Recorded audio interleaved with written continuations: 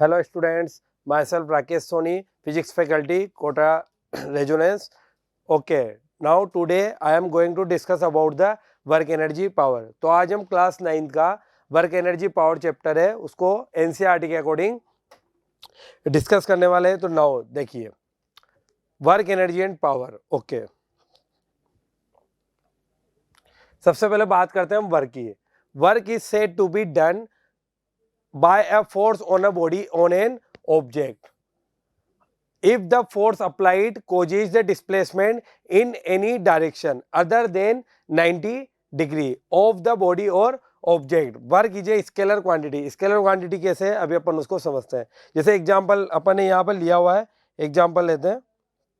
सबसे पहले देखो, work is done when a box is drag on the floor from one position to another. In this case, force is a box to drag on the floor and box move through a certain distance between one position to another. हमने कोई भी एक block लिया और block को हमने force लगाया। If अगर force my force is capable to displace the box, then हम उसको क्या बता देंगे, वर्क डन। तो यहाँ से वर्क का अगर अपन फॉर्मूला लिखें तो वर्क को बता सकते हैं अपन force multiply displacement along the direction of force. Clear है? Work equal to force multiply displacement along the direction of force. अब इसी को अपन मेजरमेंट मतलब इसी फॉर्मूला से अपन इसको यहाँ पर देखने वाले हैं। सबसे पहले बात करते हैं, ये देखिए जैसे कोई भी ये अपना डायग्राम लेते हैं, एक सिंपल से डायग्राम को लेके हम समझते हैं। ये अपना फोर्स है और ये अपना डिस्प्लेसमेंट, ये एम मास का ब्लॉक है ऐसा मान लीजिए। The angle between force and displacement is theta. Displacement x direction में है। ओके, अगर अपन ये बात करते हैं तो यहाँ से इसका कंपोनेंट कितना हो जाएगा, F cos theta horizontal component. अब जो अपना फोर्स है उसका कंपोनेंट डिस्प्लेसमेंट के डायरेक्शन में, जैसे कि अभी हमने इस फॉर्मूले से बात की थी, force multiplied displacement along the direction of force. तो यहां से क्या कह सकते हैं हम, work equal to F cos theta multiply D. तो यहां से क्या हो जाएगा आपका एफ डी कोस थीटा। यह आपका फॉर्मूला हो गया। Got it? ओके, ये अपन ने इस फॉर्म में इसको समझा दिया, D equal to F cos theta. अब देखिए उसके बाद units of work done. Work को अपन ने क्या बताया, force multiply displacement. Now SI unit इसकी क्या होगी, वर्क की newton, sorry SI unit force की क्या होगी आपकी न्यूटन, और डिस्प्लेसमेंट एसआई यूनिट मीटर। तो न्यूटन और मीटर को हम क्या बोलते हैं, जूल। तो वर्क की एसआई यूनिट क्या आ जाएगी आपकी, joule. In CGS system, CGS system की अगर हम बात करें, सीजीएस सिस्टम, तो सीजीएस सिस्टम में what is the CGS unit of force. तो देखो फोर्स की सीजीएस यूनिट क्या होगी, आप देखो ये होगी डाइन। ओके, और सीजीएस डिस्प्लेसमेंट की सेंटीमीटर। तो यहां से हम इसको क्या लिख देंगे, डाइन इंटू सेंटीमीटर को अर्ग। जैसे हमने न्यूटन मल्टीप्लाई मीटर को क्या लिखा, जूल, ऐसे हम क्या लिख सकते हैं, dyne multiply centimetre equal to erg. अब रिलेशन देखते हैं, 1 जूल इक्वल टू 10⁻⁷ अर्ग। ये अपना रिलेशन होता है जूल एंड अर्ग में, लेकिन ये आया कहाँ से वो हम यहाँ देखते हैं। देखिए 1 जूल इसको हमने लिखा न्यूटन मल्टीप्लाई मीटर। अब देखिए ये हो गया जूल, 1 न्यूटन में 10⁵ डाइन, 1 मीटर में 10⁻² सेंटीमीटर, ये डाइन हो गया। तो यहाँ से कितना हो गया, 10⁷ डाइन मल्टीप्लाई सेंटीमीटर। तो इसको हम क्या लिखेंगे, 10⁷ erg. It means 1 joule equal to 10⁷ erg. ये अपन ऐसे भी बता सकते हैं। क्लियर है? Okay,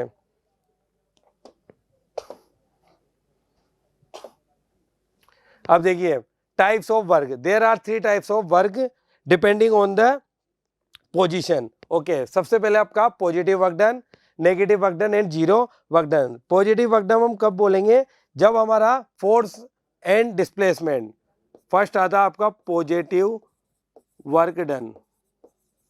it means force is parallel to displacement. Parallel का मतलब है जिस डायरेक्शन में हम फोर्स लगा रहे हैं उसी में अगर अपना डिस्प्लेसमेंट हो रहा है तो हम उसको क्या बोल देंगे, now it is said to be positive work done. Okay, देखो वेन एंगल बिटवीन, ये एंगल हो गया आपका थीटा, ठीक है, ये आपका हो गया एफ कोस थीटा और इसका परपेंडिकुलर कंपोनेंट क्या हो गया F sine theta, positive work done when the angle between force and displacement is acute. Acute का मतलब है theta less than 90 degree, then work will be positive because one component of force F cos theta is along the direction of displacement and another component F sin theta is perpendicular to the displacement। अब अभी हमने work का formula देखा था, work का formula क्या होता है आपका, force multiply displacement along the direction of force. Clear है, तो यहां से हम क्या ले लेंगे इसको, W equal to F D cos theta. It means ये तो क्या हो गया आपका, अब यहां पर थीटा की बात करते हैं। ओके, जैसे हम देखते हैं first theta equal to 0 degree if force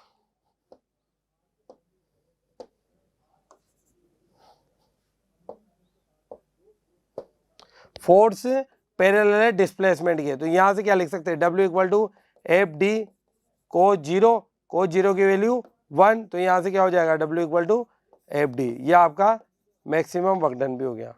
clear है, work done is a scalar quantity. Scalar quantity क्यों है, बिकॉज फोर्स और आपका डिस्प्लेसमेंट तो वेक्टर क्वांटिटी है, बट वर्क डन जब हम कैलकुलेट करते हैं तो इसमें डायरेक्शन का कोई रोल नहीं होता है। ये वर्क डन बेसिकली किस पे डिपेंड करता है, फोर्स और आपके डिस्प्लेसमेंट पे।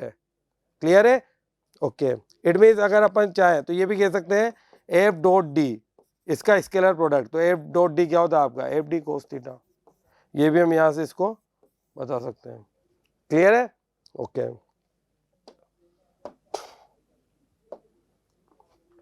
Negative work done, negative work done कब होगा आपका, जब आपका थीटा ग्रेटर देन 90 डिग्री होगा। जैसे अभी डायग्राम में बताया था, ये आपका डिस्प्लेसमेंट, अब ये थीटा कहां से ले रहे हैं अपन, ये हो गया आपका ग्रेटर देन 90, ये तो 90 हो गया आपका, तो ये कितना हो गया 90। तो इस केस में देखो क्या होगा आपका डिस्प्लेसमेंट और ये क्या हो गया आपका कंपोनेंट, तो यहां से कितना होगा F cos 180 minus theta.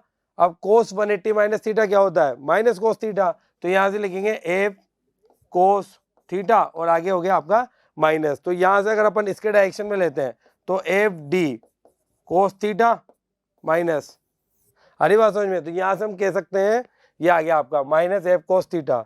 When a spring is compressed then the force applied by the spring and displacement will be opposite direction to each other. जब भी हम स्प्रिंग को कंप्रेस करेंगे या अपन स्प्रिंग को पहले ले लेते हैं स्ट्रेच, जब हम स्प्रिंग को स्ट्रेच करेंगे तो स्ट्रेचिंग फोर्स एंड डिस्प्लेसमेंट तो सेम डायरेक्शन में।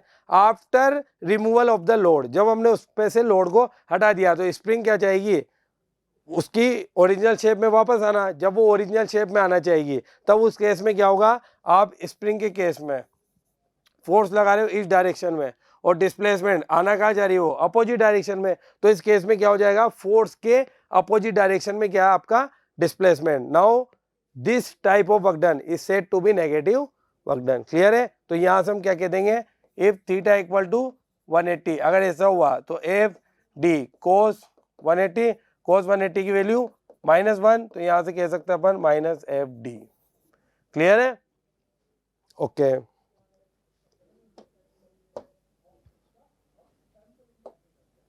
उसके बाद देखिए जीरो वर्क डन। अब जीरो वर्क डन देखो कैसे होता है, when force and displacement are perpendicular to each other, other then work done will be zero. या फिर कह सकते हैं when force is zero when the work done is zero. अगर फोर्स ही जीरो होगा तो वर्क डन तो वैसे ही जीरो होगा। When displacement is zero then the work done is zero. देखो कैसे है, यहाँ पर ये वॉल है, अगर मैं इस वॉल को फोर्स लगा रहा हूँ, जैसे मान लीजिए ये अपना डीजी बोर्ड है, अगर मैं इसको फोर्स लगा रहा हूँ और अगर ये अपनी पोजीशन से डिस्प्लेस नहीं हो पा रहा है तो यहाँ पर बेसिकली वो क्या रहा है, my force is not capable to displace the DG board. It means force तो लगाया हमने बट आपका डिस्प्लेसमेंट नहीं हो रहा है। इस केस में अपन क्या बोलेंगे, देखिए एफ डी, ओके। अब आपका डिस्प्लेसमेंट तो हुआ जीरो, तो आप उसमें वर्क डन उस केस में क्या बोला दोगे, 0। उस केस में आपका वर्क डन 0 होगा।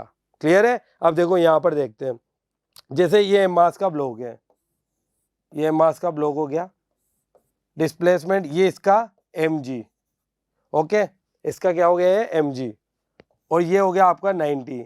डिस्प्लेसमेंट इस डायरेक्शन में, ये आपका फोर्स है, तो यहाँ इस केस में हम लिखेंगे W equal to F D cos 90 लिख सकते हैं, बिकॉज यहाँ पे क्या है थीटा, डिस्प्लेसमेंट और फोर्स के बीच में 90।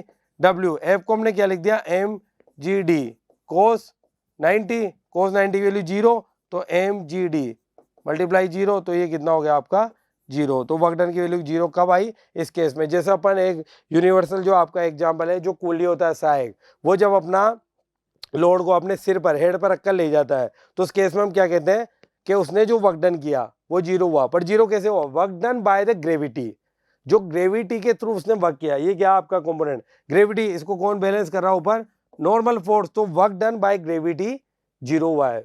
आ रही बात समझ में, ऐसे इस केस में, क्योंकि यहां से डिस्प्लेसमेंट और इसमें एंगल कितना बन रहा है आपका 90 डिग्री। क्लियर है, ओके।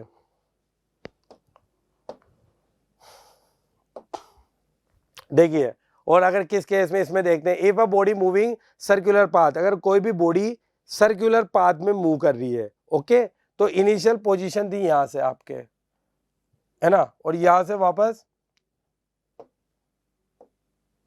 ये बॉडी सर्कुलर पाथ में आपके मूव कर रही है। इनिशियल वो कहां से स्टार्ट हुई, फ्रॉम पोजीशन ओ, और मूव करते हुए कहां गई, वापस पोजीशन ओ पे। तो उस केस में, in case of circular motion, आपका डिस्प्लेसमेंट कितना हुआ 0।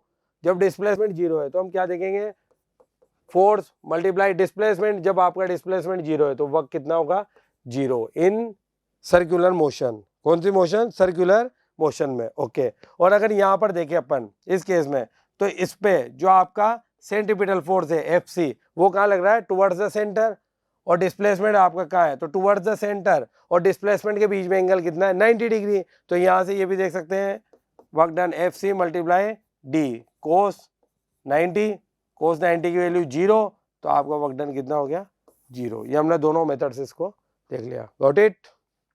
उसके बाद a student revising his notes by memory without moving his limb doing no physical work. अब देखिए, अपने पास अगर कोई स्टूडेंट है जो नोट्स को रिवाइज कर रहा है अपने माइंड में, इट मीन्स वो क्या कर रहा है, उसकी फिजिकल एक्टिविटी को परफॉर्म कर रहा है। और यहाँ जो हम फिजिक्स में वर्क पढ़ रहे हैं वो है अपना मैकेनिकल वर्क, क्योंकि यहाँ पर वर्क का फॉर्मूला है फोर्स मल्टीप्लाई डिस्प्लेसमेंट। अगर हमने किसी भी बॉडी पर कोई भी फोर्स को अप्लाई किया है, then this body will be displace, okay, must be displace, वो डिस्प्लेस होना ही चाहिए। अ meditating son is doing no physical work through his keep sitting for hours। भाई वो एक जगह बैठा हुआ है, इट मीन्स क्या कर रहा है, वो अपना फिजिकल वर्क परफॉर्म कर रहा है, पर वो क्या अपना जो मेडिटेशन कर रहा है, तो क्या वो अपनी प्लेस से शिफ्ट हो रहा है क्या, नो। तो उस केस में मैकेनिकल वर्क नहीं होगा। अब foolish labour trying to displace a building has done no work through he may spend the whole day. अरे बात समझ में। अब कोई चाहे कि मैं, कोई लेबर चाहे कि मैं इस बिल्डिंग को यहाँ से उठा के वहाँ शिफ्ट कर दूँ, तो प्रैक्टिकली तो पॉसिबल नहीं है। अब वो चाहे दिन भर मेहनत करता रहे, तो उससे क्या होगा, आपका वर्क डन नहीं माना जाएगा। अरे बात समझ में, चाहे वो फिजिकल कितनी मेहनत करे, क्योंकि डिस्प्लेसमेंट इस केस में भी क्या हो रहा है 0। Got it, okay.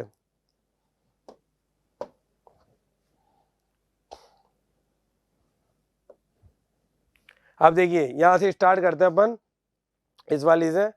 अब पोर्टर, अपन सिंपल वर्क के फॉर्मूले को अप्लाई करना सीखते हैं। हरी बात समझ में।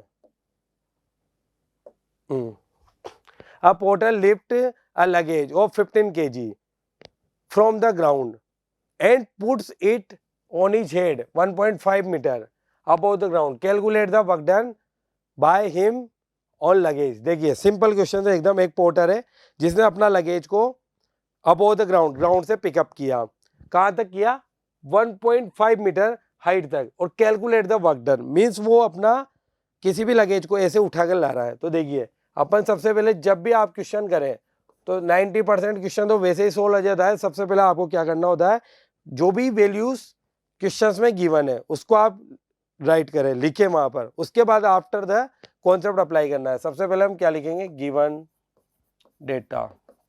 आ रही बात समझ में? यहाँ दिया हुआ है आपका मास 15 kg, ओके। उसके बाद आपकी हाइट दी हुई है 1.5 मीटर, जहां तक उसने उसको कहाँ तक लिफ्ट किया।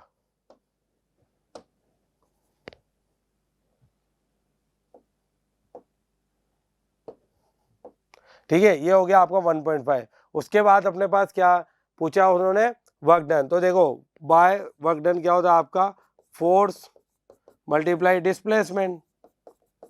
क्लियर है? अब देखिए ये मास का ब्लॉक मान लेते हैं अपन, ये 15 kg का ब्लॉक है। ठीक है, इसको उठा के हम कहाँ ले गए, यहाँ तक ले गए 15 kg।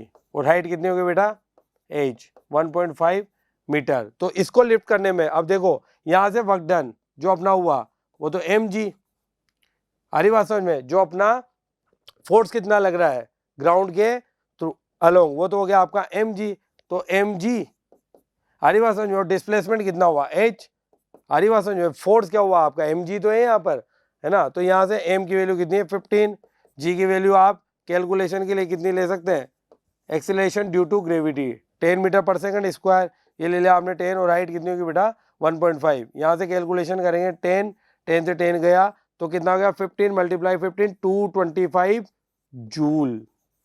इट मीन्स देखो बिल्कुल सिंपल क्वेश्चन था, कुछ भी नहीं करना था हमें, according two questions value put up करनी थी एंड फॉर्मूलाज में वैल्यू पुट करनी थी। किसी भी चीज को जब हम उठाएंगे तो हम ग्रेविटी के जो अपना ग्रेविटेशन है, ग्रेविटी उसके अलोंग हम क्या कर रहे हैं, वर्क कर रहे हैं, और वो आपका mg होता ही है। हरी बात समझ में? और इसको कौन बैलेंस करता है, आपका नॉर्मल फोर्स। अभी मैं खड़ा हुआ हूँ तो धरती माता मुझ पर कौन सा फोर्स लगा रही है, नॉर्मल फोर्स। हरी बात समझ में? तो जब भी तो हमारी यहाँ पर मैं बैलेंस बना के खड़ा हूँ। क्लियर है? ओके। उसके बाद है आपका सेकंड क्वेश्चन देखते हैं। अब force 10 newton by displace a body by 5 metre, the angle between force and displacement is 60 degree, then find the work done. अब एंगल भी दिया हुआ है, तो एंगल दिया हुआ है तो हमने अभी आपको स्केलर प्रोडक्ट में बताया था, जब भी एंगल की बात आएगी इट मीन्स वर्क कीजिए स्केलर क्वांटिटी। स्केलर क्वांटिटी मतलब इसका अगर हम स्केलर प्रोडक्ट करते हैं force multiply displacement F dot D, तो उसका फॉर्मूला क्या आएगा in form of magnitude F D cos theta. Got it? तो यहां से देखते हैं सॉल्यूशन। देखिए सबसे पहले वही गिवन डेटा वो अपन देखते हैं। सबसे पहले फोर्स कितना दिया हुआ है आपका 10 न्यूटन। हरी बात समझ में? डिस्प्लेसमेंट कितना दिया इन्होंने 5 metre and the angle theta equal to 60 degree. अब देखो एंगल थीटा कैसे दिया हुआ है, यह आपका यहां से मैं बताता हूं आपको, यह आपका हो गया दिस एंड दिस, ये हो गया आपका फोर्स और ये हो गया आपका डिस्प्लेसमेंट। एंगल थीटा कितना दिया हुआ है 60 डिग्री। अब अगर इसका कंपोनेंट देखें तो ये वाला कितना हो जाएगा बेटा, इससे मैं बताता हूँ डिफरेंट कलर से, एफ कोस थीटा। क्लियर है?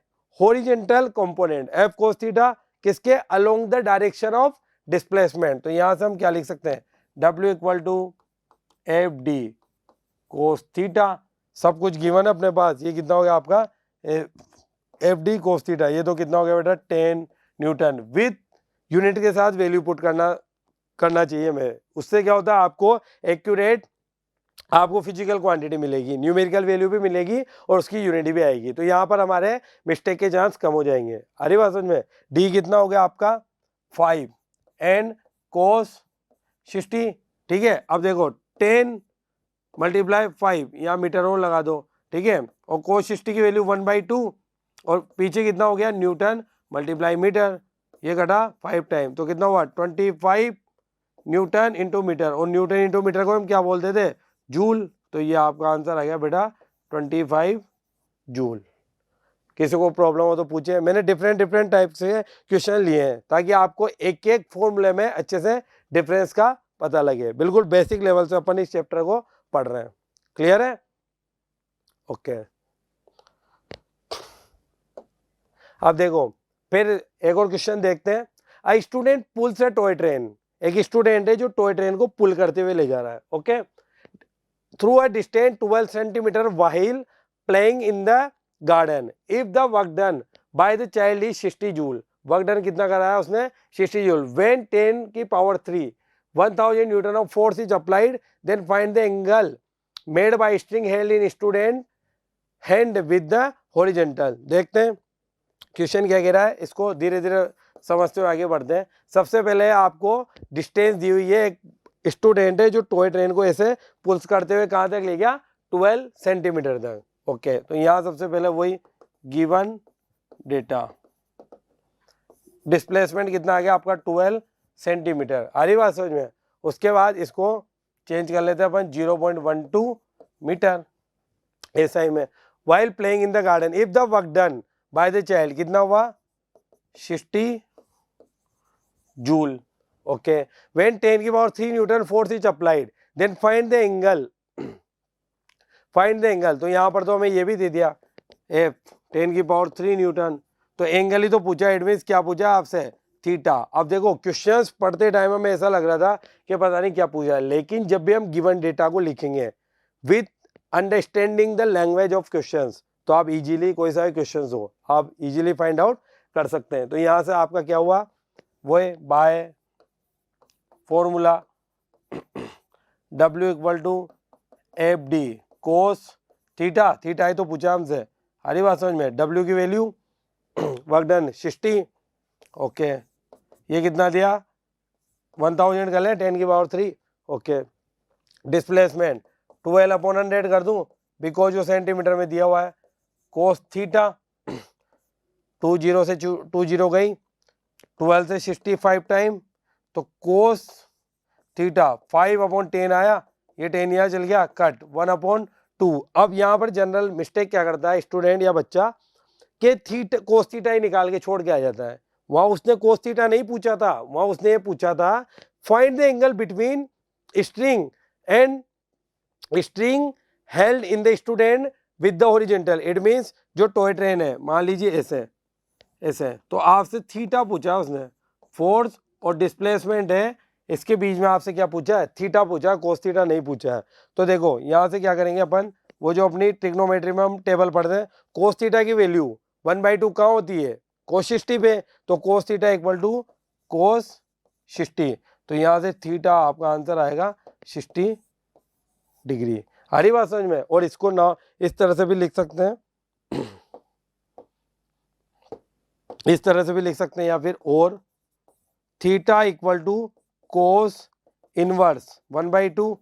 तो 1/2 कहाँ पर होती है थीटा में, तो ये आ जाएगा आपका 60 डिग्री। ऐसे भी कर सकते हो, मानो कई जगह ऐसे लिखा हो आप कंफ्यूज हो जाओ, इसलिए मैंने आपको दोनों मेथड से बता दिया। हरी बात समझ में, बिल्कुल सिंपल क्वेश्चन है, नो प्रॉब्लम। करें आगे। ओके, अब आती है आपकी एनर्जी। व्हाट इज एनर्जी, तो सबसे पहले बात करते हैं अपन एनर्जी क्या होती है। देखिए internal capacity to do work, किसी भी वर्क को करने की जो इंटरनल कैपेसिटी है वही आपकी क्या होती है एनर्जी होती है। Total work done by man और agent is called the energy of a man और एजेंट। अब यूनिट्स ऑफ एनर्जी, एनर्जी की डेफिनेशन मैंने क्या बताया आपको इंटरनल कैपेसिटी। इट मीन्स क्या है, जो आपका वर्क डन है बेसिकली सेम यूनिट चलेगी भाई, जो अपनी कैपेसिटी है उसी को तो हमने क्या बोल दिया एनर्जी। तो सीजीएस यूनिट ऑफ एनर्जी सबसे पहले अर्ग और ऐसा यूनिट ऑफ एनर्जी जूल। ये हम वर्क डन में अच्छे से बात करके आए, नो प्रॉब्लम। मैकेनिकल एनर्जी, उसके बाद जो आपकी मैकेनिकल एनर्जी होती है वो 2 पार्ट्स में डिवाइड होती है, एक तो काइनेटिक एनर्जी और एक क्या होती है बेटा आपकी पोटेंशियल एनर्जी। ये वेरी इंपॉर्टेंट है एनर्जी। आ रही बात समझ में। अब इसमें आगे देखते हैं। देखिए काइनेटिक एनर्जी, काइनेटिक एनर्जी क्या होती है, मैं यहाँ खड़ा हुआ हूँ, ओके, अब मैं कंटिन्यूअसली मूव करता हुआ जा रहा हूँ, कंटिन्यूअसली मूव करता हुआ जा रहा हूँ। इट मीन्स मेरी पोजीशन कंटिन्यूअसली चेंज हो रही है। अरे बात समझ में। The motion by virtue of, या फिर ऐसे बोल सकते हैं द यहां से लेते हैं सबसे पहले काइनेटिक एनर्जी। देखो by, it is defined as the energy by virtue of its motion, by virtue of its motion, motion के वजह से जो अपने पास एनर्जी है that's called a kinetic energy. और पोटेंशियल एनर्जी में क्या बात करेंगे, the motion, it is defined as the motion by virtue of its orientation या कन्फिगरेशन, ओरिएंटेशन या कॉन्फ़िगरेशन, अभी वो समझते हैं अपन, इसको लेते हैं पहले। Energy possess by moving bicycle, बिल्कुल मूविंग कर रही हो। रनिंग वाटर, वाटर फ्लो हो रहा है, अगर डैम है, डैम के जब हम गेट को ओपन कर देंगे तो वाटर फ्लो होएगा, आ रही बात समझ में। तो अब उसके पास क्या हो जाएगी आपकी kinetic energy. Shooting arrow, arrow, आ रही बात समझ में। ब्लोइंग विंड, हवा चल रही है। और spinning electron around the nucleus, आ रही बात समझ में। इलेक्ट्रॉन आपने पढ़ाई है, या आपकी न्यूक्लियस होगी, प्रोटॉन और न्यूट्रॉन और इलेक्ट्रॉन कंटिन्यू इस तरह से चलते जा रहे हैं, आ रही बात समझ में। तो इलेक्ट्रॉन कंटिन्यूअसली क्या कर रहा है, मोशन कर रहा है इन सर्कुलर ऑर्बिट। तो उस केस में आपके पास क्या हो जाएगी, इलेक्ट्रॉन के पास उसकी काइनेटिक एनर्जी हो जाएगी। क्लियर है, इसको आगे देखते अपन। अब देखो expression of kinetic energy. Kinetic energy को अपन किस तरह से डिफाइन करेंगे, देखिए मैं स्टार्टिंग में बताता हूँ आपको, है ना। सबसे पहले हमने ये एम मास की कोई भी बॉल ले ली, इनिशियल में उसकी हमने बोल दिया इनिशियल वो रेस्ट में है, हरी बात समझ में। आफ्टर सम टाइम उसकी फाइनल वेलोसिटी हो गई v। इस पर हमने क्या लगाया, एक कांस्टेंट फोर्स अप्लाई किया है। कांस्टेंट फोर्स अप्लाई के बाद इस बॉडी में डिस्प्लेसमेंट आया s, हरी बात समझ में। तो यहां से देखते हैं अपन w, यहां बताता हूं मैं आपको। वर्क डन क्या हुआ, फोर्स मल्टीप्लाई डिस्प्लेसमेंट। फोर्स को हम क्या लिख सकते हैं, एम ए, और एस तो आपका ही गया, हरी बात समझ में। हमारे पास u भी है, v भी है, डिस्प्लेसमेंट भी है, कांस्टेंट फोर्स है, हरी बात समझ में। तो यहां से हम by using third equation of motion, क्या होती है third equation of motion, v square equal to u square plus 2as, ये इक्वेशन फर्स्ट, ये क्या हो गया आपकी इक्वेशन सेकंड, हरी बात समझ में। u आपका क्या हो गया, जीरो, बिकॉज इनिशियल में बॉल क्या थी आपकी, रेस्ट में थी। तो यहां से हम क्या लिख सकते हैं, w इक्वल टू इसकी इसकी क्या बोलते हैं a की value v square upon 2s आई यहाँ से, और इस वैल्यू को उठा के कहाँ पुट कर देंगे हम यहाँ पर। तो क्या हो जाएगा w m a, और s को क्या लिखेंगे अपन, v स्क्वायर अपॉन 2, इसको a को v स्क्वायर अपॉन s को v स्क्वायर अपॉन यहाँ से s आ जाएगा v square upon 2a a से गया तो w equal to half mv square.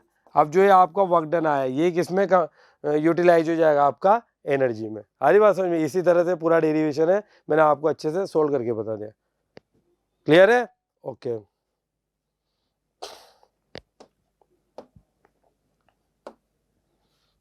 ये रहा w equal to m a, यहाँ से वैल्यू पुट कर दी, a से गया हाफ एम वी स्क्वायर। ये आपका काइनेटिक एनर्जी का फॉर्मूला है, बिल्कुल आपको याद रखना है।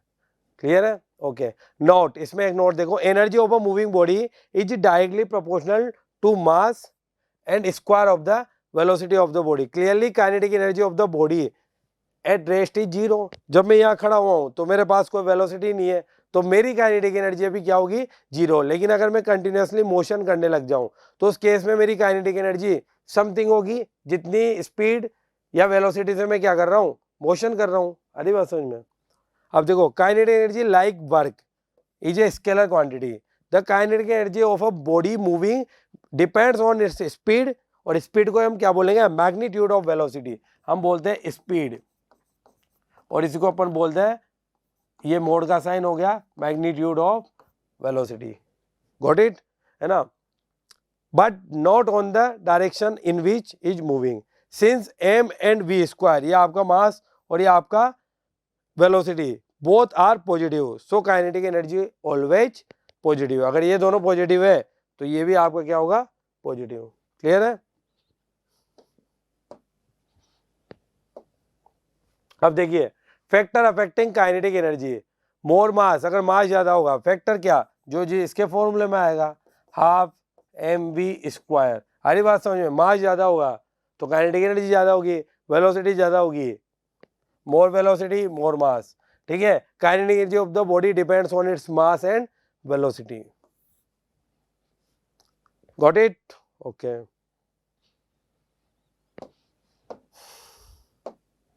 उसके बाद क्वेश्चन देखते हैं। अपन ने हर टॉपिक को लेके, एवरी टॉपिक के बाद उससे रिलेटेड क्वेश्चंस आपके यहाँ पर डाले हुए हैं, ताकि आपको टॉपिक अच्छे से क्लियर हो जाए। विदाउट न्यूमेरिकल के आप टॉपिक्स को अच्छे से नहीं पढ़ सकते हो, तो थ्योरी पढ़ना हो गया फिर। ठीक है, ऑब्जेक्ट ऑफ मास, यहाँ देखते हैं, वही सबसे पहले अपना universal method, given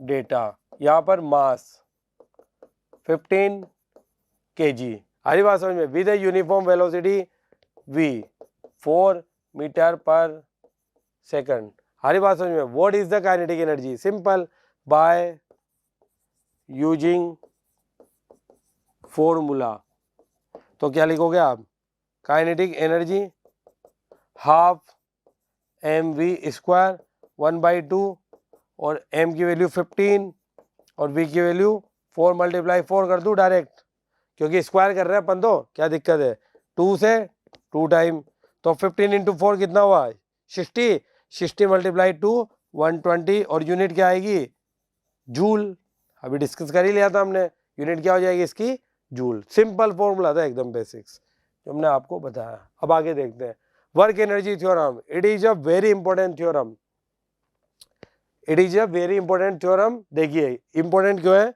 work energy theorem ये कहती है, सबसे पहले मैं यहाँ बात करता हूँ, work done by all force, work done by all force. अब ऑल फोर्स में कितना, देखो वो बताते हैं अभी, डेल्टा के ई। अब देखो कितना, ऑल फोर्स, चाहे इंटरनल फोर्स हो, एक्सटर्नल फोर्स हो, आपका शूडो फोर्स हो, कंजर्वेटिव फोर्स हो, नॉन कंजर्वेटिव फोर्स हो, जितने भी वर्क डन है बाय ऑल फोर्स, वो क्या होता है, चेंज इन आपकी काइनेटिक एनर्जी, वो क्या हो जाएगा आपका, चेंज इन काइनेटिक एनर्जी। और इसका प्रूफ भी अपन देखते हैं कि कैसे होगा। देखो, this theorem states that work done by all the forces acting on a body, कितने भी फोर्स बॉडी पर एक्ट कर रहे हो, equal to the change in kinetic energy of the body, है ना। अब ये देखो अपन इसका प्रूफ देखते हैं कि ये कैसे आया है। ओके, ये तो आ रहा है बात समझ में। देखो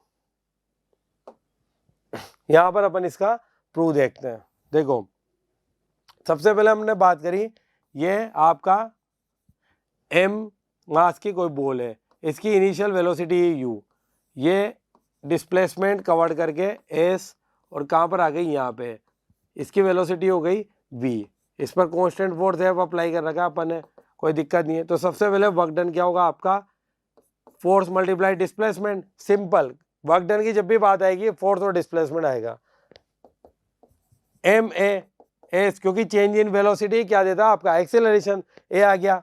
ये तो हो गया इक्वेशन 1।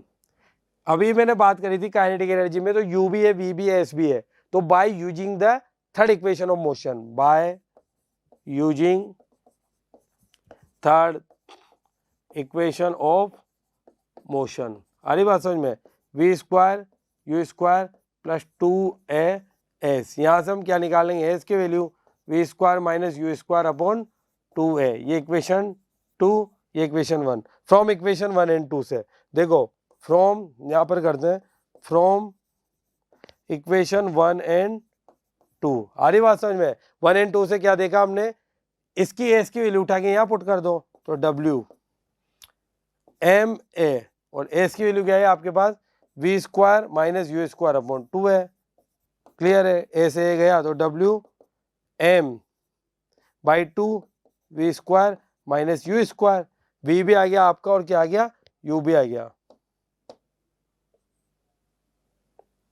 वापस लिखते हैं, ये हो गया आपका v², आ रही बात समझ में, और क्या आ गया आपका u², तो यहां से इधर w half mv² - half mu², और यही तो अभी देखा था हमने काइनेटिक एनर्जी का फॉर्मूला। तो इससे हम क्या लिख सकते हैं, देखिए पेन चेंज करता हूँ, इससे आपको अच्छे से क्लियर होगा। w, इसको क्या लिख दूंगा, के ई फाइनल माइनस के ई इनिशियल, अरे बात समझ में, तो यहाँ से ही इसको क्या लिख दूंगा मैं, w = डेल्टा के ई, ये क्लियर होगा आपको। देखो पूरा डेरिवेशन कर दिया मैंने, मास स्टार्टिंग में यहाँ से निकाला bye using third equation of motion, जिससे डिस्प्लेसमेंट की वैल्यू हमने पुट अप कर ली। उसके बाद हम यहाँ पर आए, फ्रॉम इक्वेशन 1 एंड सेकंड से एस की वैल्यू उठा के हमने इक्वेशन फर्स्ट में पुट की, m/2 अंदर मल्टीप्लाई कर दिया m/2 को, तो के ई फाइनल माइनस के ई इनिशियल, उससे क्या आ गया आपका w = डेल्टा के ई, क्लियर है, ओके।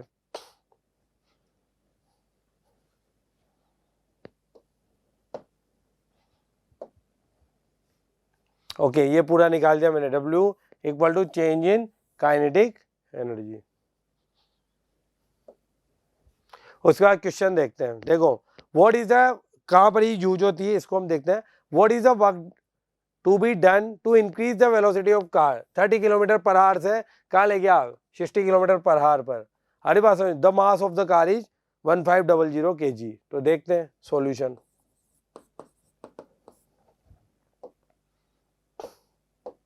देखिए आपको क्या दिया हुआ है इनिशियल u कितना दिया हुआ है 30 kilometre per hour, no problem. v given data ही चल रहा है ना, और ये कितना दिया हुआ है v फाइनल कितनी होगी 60 किलोमीटर पर आवर। ओके, और मास कितना दे रखा है 1500 kg। तो यहाँ पर हमसे पूछा गया है what is the work done, सब कुछ आपके सामने है। वर्क डन पूछा है, u दिया हुआ है v दिया हुआ है, तो by using work energy theorem. हरी बात समझ में। तो यहां से लगाएंगे W equal to 1/2 m v square minus u square. अब देखिए ये किलोमीटर पर आवर है, इसको चेंज कर लेंगे किस में मीटर पर सेकंड में। तो डायरेक्ट ट्रिक पता है वैसे तो 5/18 मीटर पर सेकंड। हरी बात समझ में। और अगर नहीं पता है तो इसको किलोमीटर को मीटर में चेंज कर लो 1000 मीटर, और एक हार में कितने मिनट 60 एंड 1 मिनट में कितने सेकंड 60। तो 1000/3600 से मल्टीप्लाई करेंगे तब भी आ जाएगा। हरी बात समझ में। यहाँ पर भी same 60 into 5/18 metre per second. अब तो बस क्या है इस फॉर्मूले में हमें वैल्यू पुट करनी है। क्लियर है, तो यहाँ से पुट करते हैं। देखिए W 1/2 1500 है ना। यहाँ चाहो तो आप इसको कट कर सकते हो। देखो कैसे करोगे, ये कटा आपका 6 से 5 टाइम 3 टाइम, तो 25/3 आ गया। तो 25/3, और यहाँ पर कट करना चाहो तो 10 टाइम और ये 3 टाइम, तो कितना हो गया 50/3। क्लियर है, तो यहाँ पुट करते हैं। अब v square minus u square, तो 50 का स्क्वायर 50, चलो एक स्टेप बढ़ा देते हैं। 50 का स्क्वायर माइनस 25/3 का स्क्वायर 1/2 1500 25/9 माइनस 625 25 का स्क्वायर अपॉन 9 1/2 1500। एलसीएम आ गया नीचे 9, 2500 में से 625 गए तो 5 में से 5 गए 5, 10 में से 5 गए 7, इधर बचे अपने पास 1, 1875 हो गया अपना। ठीक है, तो 121500 1875/9। जब इसको सोल्व करेंगे अपन W तो आएगा 10150,625 जूल। हरी बात समझ में। नॉर्मल कैलकुलेशन हम कर सकते हैं। ये कितने टाइम गया 750। हरी बात समझ में। 9 से कैलकुलेशन करके हम इजीली हम इसको कर सकते हैं। क्लियर है। अब देखो वर्क एनर्जी थ्योरम यूज करना आया। अभी थोड़ा और बताएंगे, डिफरेंट टाइप की न्यूमेरिकल हम यहाँ डिस्कस कर रहे हैं। इसमें कोई प्रॉब्लम हो तो बताएं। Got it? Okay. Relation between kinetic energy and momentum. देखिए मोमेंटम क्या होता है, पहले हम बात करते हैं। मोमेंटम होता क्या है, आपका लीनियर मोमेंटम। किसी भी बॉडी के पास कितना मोशन है वही आपका क्या होता है, मोमेंटम होता है। यहाँ किसकी बात करते हैं हम, जो आप P लिखते हैं, मास मल्टीप्लाई लीनियर वेलोसिटी, उसको क्या लिखेंगे अपन, लीनियर वेलोसिटी। ओके, तो ये क्या हो जाएगा आपका लीनियर मोमेंटम। भाई पहले पता तो मोमेंटम क्या होता है। ठीक है, हालांकि आप Newton second law of motion में डिस्कस करके आए ये टॉपिक पर। देखिए मास, तो इसको रिप्रेजेंट किया mv, तो P इक्वल टू क्या हो गया आपका mv। ओके, अब यहाँ पर काइनेटिक एनर्जी और मोमेंटम है, तो देखो काइनेटिक एनर्जी क्या होता है आपका हाफ mv स्क्वायर, और मोमेंटम क्या होता है mv। हरी बात समझ में। तो देखते हैं, अगर इस वाले फॉर्मूले को ऊपर नीचे m से मल्टीप्लाई कर दें तो कोई दिक्कत आएगी, नहीं आएगी। देखो कैसे, m square v square upon m, ऊपर m से मल्टीप्लाई किया तो m स्क्वायर हो गया, नीचे m से मल्टीप्लाई किया तो नो प्रॉब्लम। अब ये वाला क्या बन गया आपका mv, तो यहाँ देखो काइनेटिक एनर्जी, ऊपर तो क्या हो गया mv का, होल स्क्वायर अपॉन 2m, तो काइनेटिक एनर्जी क्या हो गया, p square upon 2m। Very very important relation, very important. हरी बात समझ में, यहां से क्या आ गया आपके पास relation, kinetic energy equal to p square upon 2m। Clear है, देखिए ये आपका वेरी इंपॉर्टेंट रिलेशन है।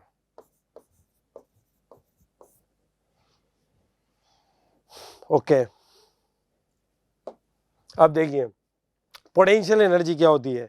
The energy possessed by body by virtue of its position और शेप और configuration is known as potential energy. जैसे अपन ने ये बोतल है, मान लीजिए यहाँ पर एक पानी की बोतल है, अगर पानी की बोतल में अपने वाटर को स्टोर कर रखा है तो उस बोतल में जो वाटर है उसके पास कौन सी एनर्जी हुई आपकी, पोटेंशियल एनर्जी। अरे बात समझ में, कहीं भी अगर अपन ने देखो water stored in a dam has potential energy due to its position, a stone lying on the top of a hill or a mountain has a potential energy due to its position because वो क्या कर रहा है, move नहीं कर रहा, simple सी बात है ना। अब पोटेंशियल एनर्जी ये देखते हैं इसका फॉर्मूला कैसे आता है। तो देखो हमने एम मास का ब्लॉक लिया, इसको अपन लिफ्ट करके कहाँ तक लेके, यहाँ तक। आ रही बात समझ में, तो इस केस में देखो force W equal to m ji h और फोर्स के डायरेक्शन में डिस्प्लेसमेंट है तो कोस जीरो, तो W equal to m ji h. ये अपन बता सकते हैं ग्रेविटेशनल पोटेंशियल एनर्जी जो अपन यहाँ बताया। W equal to f h cos zero, f h f को ही वैल्यू क्या लिखी हमने यहाँ से एम जी। अरे बात समझ में, तो यहाँ से अपन एफ को एम जी लिख के अपन कहाँ पुट कर दिया, क्योंकि फोर्स के डायरेक्शन में डिस्प्लेसमेंट है। इस केस में आपको अभी मैंने डिस्कस किया था स्टार्टिंग में, थीटा की वैल्यू कितनी आएगी, 0। क्लियर है, ओके।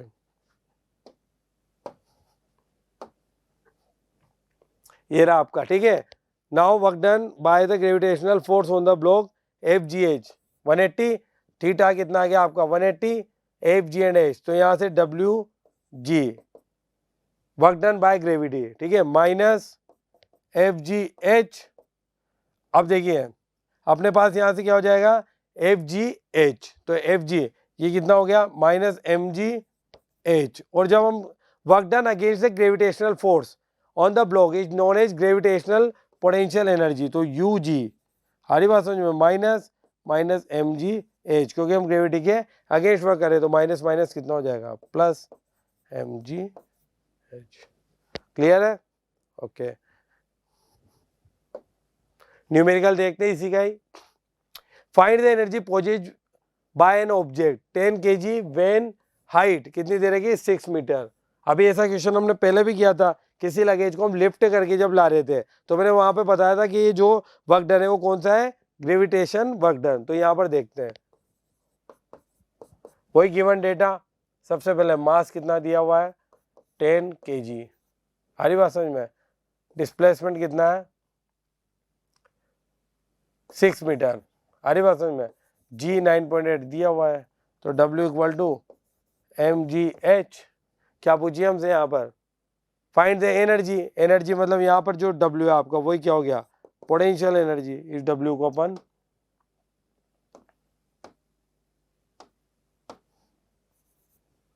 P, क्लियर है। तो देखो यहाँ से मास 10 जी 9.8 6, हरी बात समझ में, तो 10 इंटू 98 बाई 10 मल्टीप्लाई 6, 10 से 10 गया, 98 को मल्टीप्लाई करो 6 से, 98 6, तो देखो कितना आ गया 4 36 और 408, अरे बात समझ में, 6 8 जा 48 बचे, कितना हो गया आपका जूल। क्लियर है, ओके। उसके बाद एक और देखते हैं, an object mass 12 kg set in height above the ground if the potential energy 480 find the height eight विच। अब पोटेंशियल एनर्जी दे दी और क्या पूछा आपसे, हाइट पूछी है, सेम मास 12 kg और क्या दिया हुआ है, पोटेंशियल एनर्जी आपको 480 जूल और हाइट कितनी दी हुई है वो तो निकालनी है हमें। ओके, तो पोटेंशियल एनर्जी क्या होती है बेटा, एम जी एच, एम कितना दिया हुआ है 12, जी की वैल्यू 10 और हाइट तो निकालनी है और ये कितना दे दिया 480, 10 इससे तो ये गया 4, तो एच की वैल्यू कितनी आएगी 4 मीटर। सिंपल है एकदम सिंपल, हम फॉर्मूलास को यूज करना सीख रहे हैं। हरी बात समझ में, कोई प्रॉब्लम हो तो बताएं। बढ़े आगे, ओके। देखो उसके बाद law of conservation of mechanical energy. Law of conservation, energy neither be created nor be destroyed but it can transferred one form to another. हरी बात समझ में, यह अपना स्टेटमेंट है, energy can neither be created nor be destroyed, it can transfer one form to another. It means जो अपनी total energy है टीई, कौन कौन सी बेटा, के ई प्लस पीई, तो half m v square plus M G h, इसी को हम क्या बोलेंगे कांस्टेंट। टोटल एनर्जी क्या होगी अपनी कांस्टेंट होगी, इसी को देखते हैं।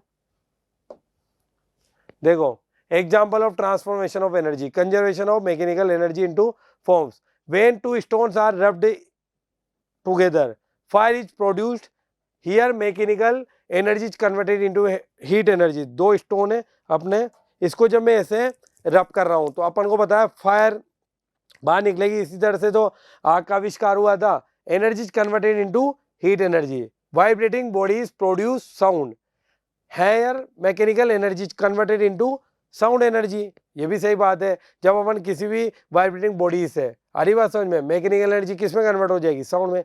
Generation of electricity bye rotation of dynamo, hence mechanical energy converted into electrical energy. कब, जब अपन इलेक्ट्रिसिटी का जनरेशन कर रहे हैं। ये सिंपल चीज है जो एनर्जी का, ये एग्जांपल्स ये बता रहे हैं कि एनर्जी वन फॉर्म से अनदर फॉर्म में कैसे ट्रांसफर होती है, और इन एग्जांपल्स को हम जनरली हमारे डेली लाइफ में भी देखते हैं। अरे बात समझ में, ओके। उसके बाद देखते हैं stone of mass 0.2 kg projected vertically upward with a velocity of 25 metre per second, calculate the maximum height. देखिए सबसे पहले तो maximum height reach by it above the ground, 8 what height loss 20% of its initial kinetic energy. यहाँ पर तो 2 case है, simple है, देखते हैं एकदम। सबसे पहले तो पूछिए मैक्सिमम हाइट, सबसे पहले गिवन डेटा मास 0.2 kg, उसके बाद with upward with a velocity कितनी दी हुई है u, है ना,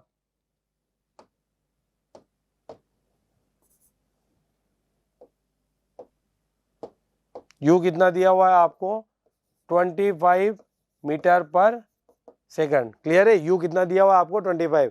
कैलकुलेट द मैक्सिमम हाइट।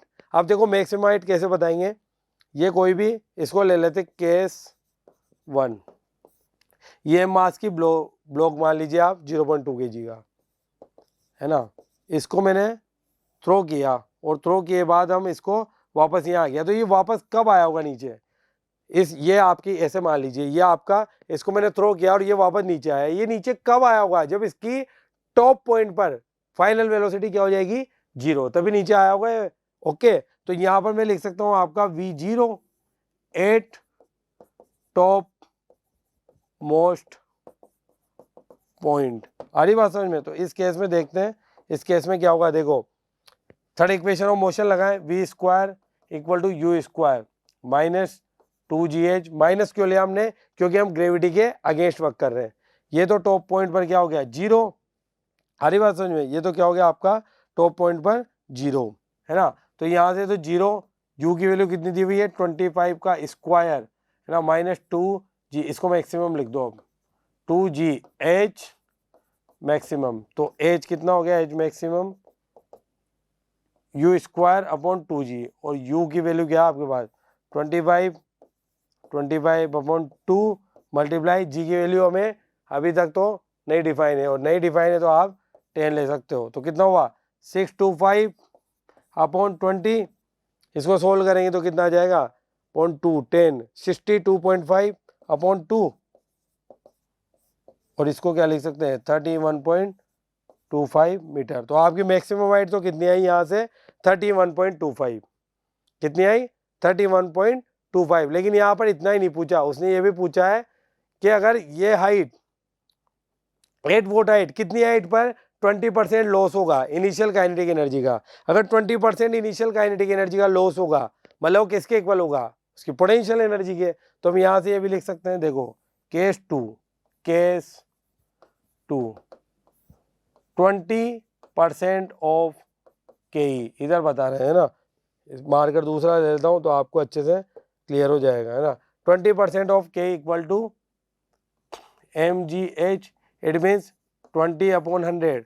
के क्या लोगे आप, half mv² equal to mgh।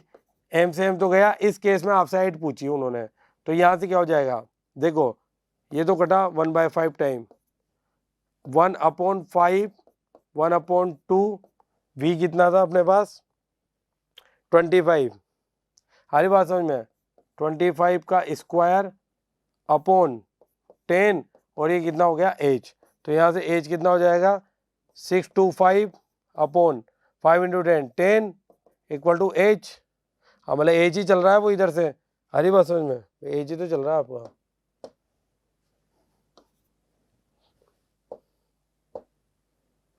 ठीक है, तो यहाँ से क्या ले लेंगे अपन, h की वैल्यू कितनी आ जाएगी 62.5 मीटर, ये सेकंड केस में भी हो गया। 20% of kinetic energy equal to mgh, तो 20/100 अपन ने सिंपल सोल्व कर दिया और आंसर आपके सामने है। तो इस तरह से हम क्या कर सकते हैं, वर्क एनर्जी जो ये अपनी है, क्या बोलते हैं आप, law of conservation of energy, sorry law of conservation of energy, उसको भी मैंने आपको विद न्यूमेरिकल अच्छे से एक्सप्लेन कर दिया है। ओके, इसमें किसी को डाउट हो तो पूछे, नहीं है, बड़े आगे। ओके, देखते हैं। उसके बाद आता है पावर। देखो पावर इज द, पावर क्या होता है, देखो the amount of work done for a unit time, the amount of work done या internal capacity to do work, वही आपकी एनर्जी होती है। तो एनर्जी अपॉन टाइम वही आपका क्या होता है, पावर। सिंपल है, तो यहां से क्या लिख सकते हैं अपन, power equal to work done upon time. हरी बात समझ में, power equal to work done upon time, ये लिख रखा मैंने formula, power equal to work done upon time. Clear है। अब देखो सबसे पहले बात करते हैं, जब भी फॉर्मूला लिखेंगे फिजिक्स में, मैंने आपको बता रखा है यूनिट लिखना पड़ेगा। तो देखो पावर की कैसे लिखोगे, आपने लिखा सर पावर, आपने लिखा वर्क डन अपॉन टाइम, तो वर्क डन की यूनिट जूल, इसकी सेकंड, जूल पर सेकंड को हम क्या बोलते हैं, वोट। तो vote is the SI unit of power, vote, ये रहा SI unit of power is vote. ये अपन ने लिख दिया 1 वोट इक्वल टू 1 जूल पर 1 second. Since vote is a smaller unit, अगर अपन को हायर यूनिट यूज करने हो, जैसे अगर हम पावर प्लांट वगैरह की बात करें जहाँ जनरेशन होता है, तो 1 किलोवाट 10 की पावर 3 वोट, 1 मेगावाट 10 की पावर 6 वोट, 1 गीगावाट 10 की पावर 9 वोट। और कमर्शियल यूनिट की बात करते हैं, जैसे हम पंप वगैरह यूज करते हैं, अपने घर में भी हम यूज करते हैं पंप, वाटर का पंप, जिसको हम जनरल लैंग्वेज में मोटर बोलते हैं, वो पंप होता है एक्चुअली। ठीक है, तो पंप क्या होगा आपका 1 हॉर्स पावर। ठीक है, वो कितना हो गया आपका 1 HP, उसको अपन कितना बोलते हैं 746 वोट, ये इतना होता है। क्लियर है, इन सबको अपन आगे देखते हैं। यहाँ तो कोई दिक्कत, ये तो बेसिक इंफॉर्मेशन है। अब देखते हैं पावर में, है ना, पहले अपन इसके क्वेश्चन देखते हैं, क्योंकि पावर में आपके क्वेश्चन आएगा। देखो फॉर्मूला है, अब वो है मास, सबसे पहले वो है गिवन डेटा, मास कितना दिया हुआ है 50 kg, है ना, 45 स्टेप्स इन 9 सेकंड। अरे बात समझ में, 45 स्टेप इन 9 सेकंड। तो हाइट देखो आप 45 स्टेप्स, टाइम हो गया आपका 9 second. The height each step 15 centimetre, 45 step चढ़े और एक स्टेप की हाइट कितनी है आपकी 15 सेंटीमीटर। यहाँ पीछे लिख लेते हैं, ईच स्टेप हाइट 15 सेंटीमीटर। अरे बात समझ में, फाइंड इच पावर, और जी की वैल्यू दी हुई है, तो पावर क्या लगाओगे आप, mg h/t, m 50 अब देखो जी आपका कितना ले रखा है 10, और अब ये कैसे बताओगे, 45 स्टेप्स है 9 सेकंड में, और एक स्टेप कितनी की है 15 की, तो कितना हो जाएगा 45 इंटू 15, 45 मल्टीप्लाई 15 अपॉन टाइम कितना दिया हुआ है 9, 9 से 5 टाइम, आ रही बात समझ में, तो कितना हो गया 5 10, इसको 100 कर देते दोनों को मिला के, और ये कितना हो गया आपका 75, तो 75 मल्टीप्लाई 5, या 5 को 5 से मल्टीप्लाई करो 25, कैसे भी हम उसको कर सकते हैं, सिंपल है, 75 बचे 2, 37 3500 वोट, या फिर अपन क्या लिख सकते हैं 37.5 किलो वोट, ये भी हम उसको बता सकते हैं 37.5 किलो वोट। क्लियर है? ओके। इलेक्ट्रिकल एनर्जी, अब देखिए electrical commercial unit of electrical energy, वो क्या होती है आपकी किलोवाट आवर। इसमें जनरली होता क्या है, आपने देखा होगा कि जब भी अपने घर में इलेक्ट्रिसिटी का बिल आता है, हालांकि वो एनर्जी मीटर होता है जो अपना होता है, उसमें अपने पास यूनिट लिखी होती है, उस यूनिट को अपन क्या बोलते हैं किलोवाट आवर, यानी कि हमने कितनी एनर्जी कंज्यूम की है, इस मंथ में हमने कितनी एनर्जी कंज्यूम की है, उसी का अपने पास क्या आती है, वो रीडिंग आती है। देखो electrical energy required to run electric lamp, जो अपने घर में चलता है, जनरल आइटम है जो अपने घर में रहते हैं, हीटर होता है, रेफ्रिजरेटर होता है, टेलीविजन है, फैंस है, बल्ब्स है, अरे बात समझ में, कूलर है, एसी है, तो यहाँ पर 1 यूनिट, उसी को हम क्या बोलते हैं 1 किलोवाट हार। अब देखो 1 kilowatt hour is the amount of electrical energy use by 1000 volt electrical appliance से heater when it operate for 1 hour, और किलोवाट आवर को हम क्या बोलते थे बोर्ड ऑफ ट्रेड यूनिट, मतलब बोर्ड, ये कहाँ से ले अपन ने, जो भी अपना स्टेट बोर्ड होता है उसका board, board of trade unit. अब देखिए जैसे इसको मैं समझाऊं आपको, अपने घर में मान लीजिए एक हॉल है, उसमें एक फैन लगा हुआ है, एक टीवी लगा हुआ है, ओके। अब मान लीजिए फैन है आपका यूज कर सकते हैं अपन 30 वोट का, आ रही बात समझ में, और आपकी टीवी है आपकी मान लीजिए 100 वोट की मान लो। अब ये 1000 अपना जो वोट है वो कितने टाइम में पूरा करते हैं, वो आपका क्या बनेगा 1 यूनिट, सिंगल 1 यूनिट बन जाएगा। उसको देखते हैं अपन यहाँ से, देखो 1 किलोवाट आवर को अपन क्या बोल रहे हैं 1000 वाट आवर, अरे बात समझ में, relation between kilowatt hour and joule, तो 1 वोट 1 जूल पर सेकंड, ये 1 आवर क्या हो जाएगा आपका इतने सेकंड में, तो यहाँ से अपन क्या यूज कर सकते हैं 1 किलोवाट आवर, अरे बात समझ में 3600 1000 ये लगा दिया, तो यहाँ से इसको स्टैंडर्ड फॉर्म में क्या लिखेंगे 3.6 इंटू 10⁶ जूल, यानी कि 1 किलोवाट आवर कितना हो जाएगा आपका 3.6 इंटू 10⁶ जूल, अरे बात समझ में। अब कैलकुलेशन, अपने घर में जो इलेक्ट्रिसिटी बिल आता है उसकी कैलकुलेशन कैसे करते, देखो सबसे पहले फॉर्मूला देखते हैं, कंज्यूम इलेक्ट्रिकल एनर्जी, तो पहले तो पावर इन वोट, जो भी अपने अप्लायंस है उसकी पावर पता होनी चाहिए, उसके बाद उस पर रेटिंग पे लिखी रहती है, जो भी चीज़ अपन परचेज करके लाते हैं मार्केट से, जो बाहर उसका बॉक्स होता है उस पर उसकी रेटिंग पे सब कुछ उसका स्पेसिफिकेशन लिखा होता है। नंबर ऑफ अप्लायंस, अपने जो घर है हाउस है उसमें कितने नंबर ऑफ अप्लायंस है और वो कितने टाइम तक रन कर रहे हैं अपॉन 1000, तो उससे अपना क्या निकल जाएगा कितनी इलेक्ट्रिक एनर्जी हमने कंज्यूम की, और उसी को अपन क्या बोलते हैं किलोवाट आवर और यूनिट। आ रही बात समझ में। इस पे न्यूमेरिकल देखते हैं, देखो इस पे न्यूमेरिकल देखते हैं अपन सबसे पहले, an electric bulb of 60 watt is used for 6 hour per day. अरे बात समझ में, calculate the units of energy in 1 day. सबसे पहले तो पावर दे रखी है आपको 60 वोट, टाइम दिया रखा है 6 आवर पर डे, है ना।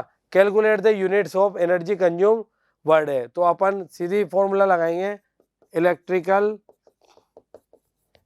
Energy equal to electrical power multiply time. अब देखो कैसे लगाओगे, पावर तो 60 वोट और टाइम 6 आवर पर डे। हमारी बात समझ में? तो इसको मल्टीप्लाई करते हैं, ये हो गया आपका 60 इंटू 6, तो कितना हो गया 360। हमारी बात समझ में? अब ये क्या हो गया आपका वोट इंटू हार, वोट मल्टीप्लाई हार पर डे। तो वोट इंटू हार को हम क्या लिख सकते हैं, ये अभी बात करी थी अपन ने, ये देखो इसको अगर किलोवाट आवर में चेंज करना हो तो 360 अपॉन 1000, तो कितना आ जाएगा 0.36 किलोवाट आवर, और इसी को अपन क्या बोल देंगे 0.36 यूनिट। इसी को हम क्या बोल देंगे 0.36 यूनिट। अपन यही तो बोलते हैं कि इस मंथ अपने इतने यूनिट का कंजप्शन हुआ, तो किलोवाट आवर को हम क्या बोलते हैं यूनिट। तो आप इसको यूनिट भी लिख सकते हो और क्या लिख सकते हो बोर्ड ऑफ ट्रेड यूनिट। देखो या तो लिख देंगे 0.36 यूनिट जो अपना आंसर आया है, और 0.36 BOT board of trade unit जो अभी अपन ने बात करी थी। क्लियर है? ओके, एक और क्वेश्चन देखते हैं। Find the energy in kilowatt hour in 10 hours for devices of power. सबकी पावर दी हुई है, देखते हैं वापस। गिवन डेटा पावर कितनी दी हुई है 500 वोट, नो प्रॉब्लम। हरी बात समझ में? टाइम कितना दिया हुआ है 10 हार, और नंबर ऑफ डिवाइस कितने दिए हुए हैं 4।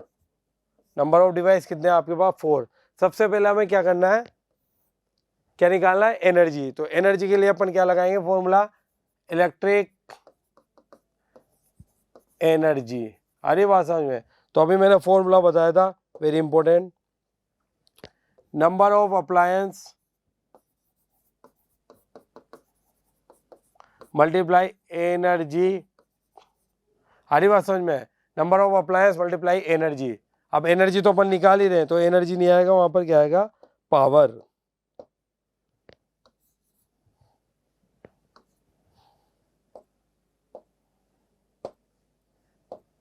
ठीक है, यहाँ क्या आ जाएगा आपका पावर, और यहाँ क्या आ जाएगा टाइम अपॉन 1000। तो देखो नंबर ऑफ अप्लायंस 4, पावर कितनी है 500, और ये कितना दे रखा टाइम 10 हार। टाइम कितना दिया हुआ है आपको 10 हार।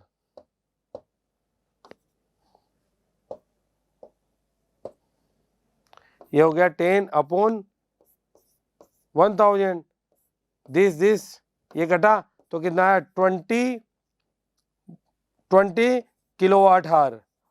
ओके, अब एनर्जी पूछी थी यहाँ से, तो 20 किलोवाट आवर, और इसी को क्या बोल देंगे अपन 20 यूनिट्स। तो कितनी एनर्जी कंजप्शन किया आपने 20 यूनिट्स। हरी बात समझ में? इसमें कोई प्रॉब्लम हो तो बताएं, नहीं है? तो ये था आपका वर्क एनर्जी पावर का चैप्टर क्लास 9th का।